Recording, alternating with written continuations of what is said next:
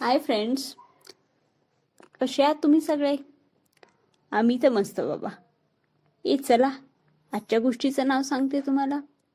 बिनकामाचं टेन्शन का घ्यायचं?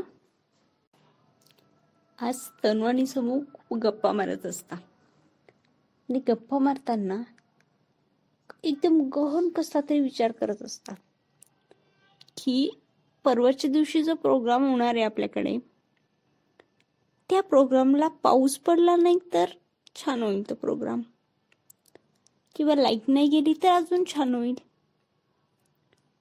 बापरे, खूप थंडी असणार आहे आता. थंडी कमी असली तर?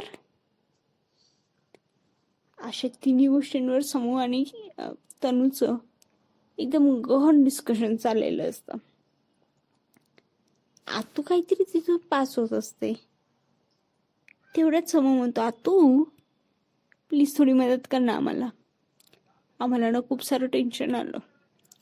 आतूला जाम हसू येत, आतू हसायला लागते. तर ते का रे बाबा, कसलं टेन्शन आलं तुम्हाला? अगं तू परवाच्या दिवशी जो प्रोग्राम आहे ना, त्या प्रोग्रामच्या वेळेला आपल्याला पाऊस पण नकोय, थंडी पण नकोय, लाईट पण जायला नकोय.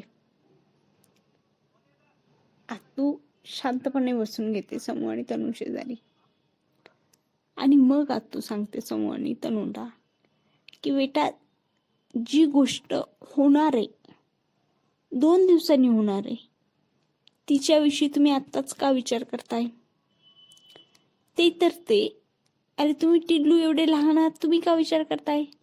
हा सगळा विचार तर मोठ्यांनी करायला पाहिजे, हे ना? आणि तिन्ही गोष्टींसाठी माझ्याकडे सोल्युशन आहे.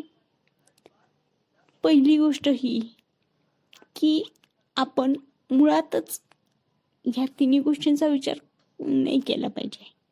आपण निगेटिव्हमध्ये का राहायचं? कारण आपण आपल्या विचारांनी एखादी परिस्थिती तयार करून घेतो, सिच्युएशन घडवून आणतो आपल्या विचारांनी. तसं करायचंच नाही आपल्याला. याचं कारण आहे, आपले जे मोठे आहेत ते या सगळ्या गोष्टींचा विचार करूनच सगळ्या गोष्टींची खबरदारी घेणार ना.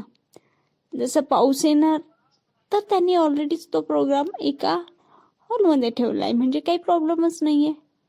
थंडीसाठी म्हणाल तर तुम्ही स्वेटर वगैरे सगळं घातलंच आहे, म्हणजे घालणारच तुम्ही प्रोग्रामच्या वेळेला. आणि लाईट गेली तर जनरेटरची सोय पण त्यांनी केली आहे. पण मला तनू आणि समूह हेच कळत नाहीये तुमचं. तुम्ही हा विचार का करताय बेटा आजच? म्हणजे आम्ही नाही करायला पाहिजे आतू, समूह एकदम बोलतो. आणि मग आतू सांगते, बेटा आपण नेहमी पॉझिटिव्ह असलं पाहिजे, नेहमी चांगला विचार करा की चांगलंच घडत जातं सगळं. आणि हे मी तुम्हाला उदाहरणासहित सांगेन, कारण मी आतापर्यंत बघत आलीये. नेहमी पॉझिटिव्ह विचार करायचा तर सगळं पॉझिटिव्ह घडतं बेटा, निगेटिव्हचा प्रश्नच नसतो. कळलं ना पिलू ना तुम्हाला? Very good.